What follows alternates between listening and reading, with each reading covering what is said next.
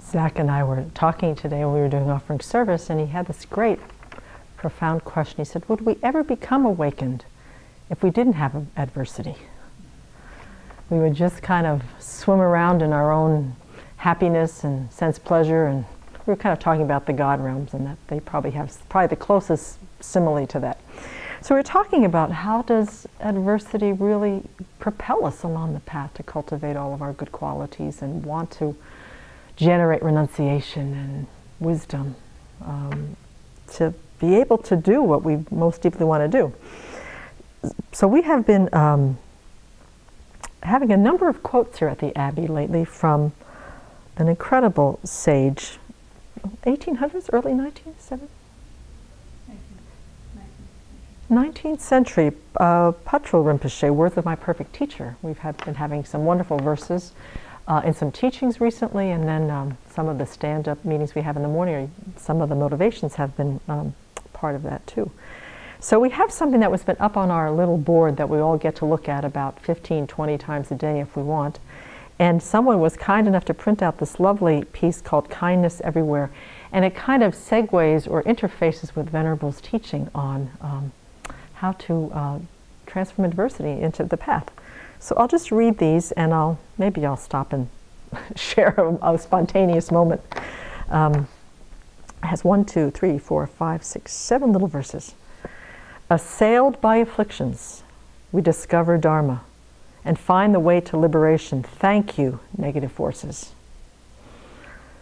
When sorrows invade the mind, we discover Dharma and find lasting happiness. Thank you, sorrows. Through harm caused by spirits, we discover Dharma and find fearlessness. Thank you, ghosts and demons. Through people's hate, we discover Dharma and find benefits and happiness. Thank you, those who hate us. Through cruel adversity, we discover Dharma and find the unchanging way.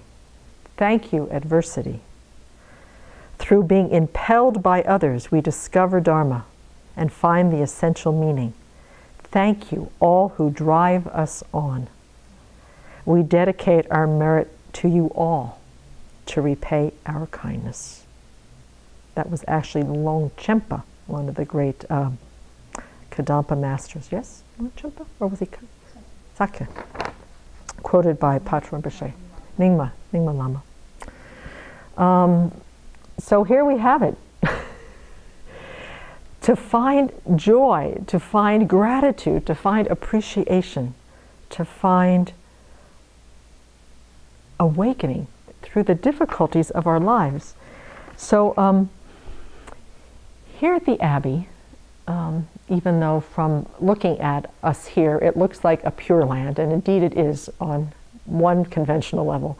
And on another level, because we don't have the general distractions of worldly life that many people have, that we are confronted with minimal distractions with the things that trigger us and push our buttons. And those that we live with are one of our main teachers, people who visit, the weather, the insects, the buildings that fall apart, the things that don't work, the things that break down. And so although, and what it is that the adversity still arises even in an environment that is so conducive to practicing.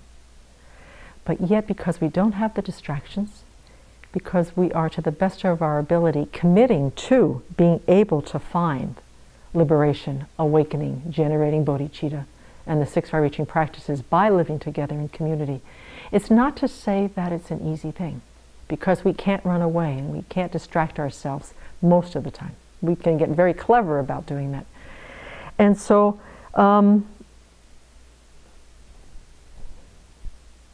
to cultivate in our minds the preciousness of whatever difficulties offer to us is the most powerful of that's what all the thought training teachings are about.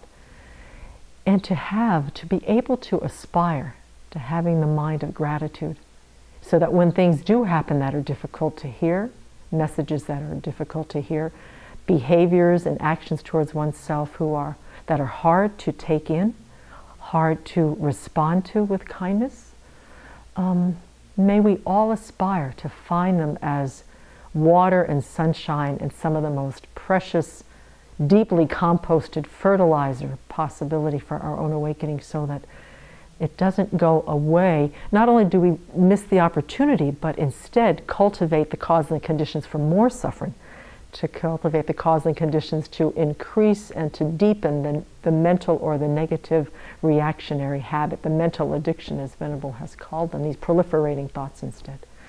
So may we aspire to that, here at the Abbey and out there near and far, so that we can all become Buddhas and have a mind of absolute joy, wisdom, only to benefit. The only thing we will ever think of is how to benefit. And so may these difficulties help us to get to that state somewhere in the future. And let's do it together.